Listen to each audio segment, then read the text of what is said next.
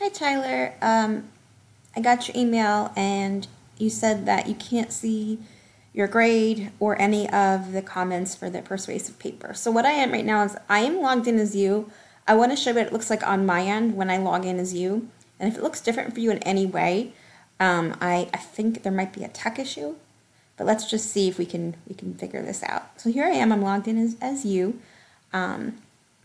You don't owe anything at the moment. This is for, of course, semester one. And I went to grades here. And then I'm scrolling down to the persuasive paper from January 10th. And I see a 45 out of 50, and this is the feedback that I see here.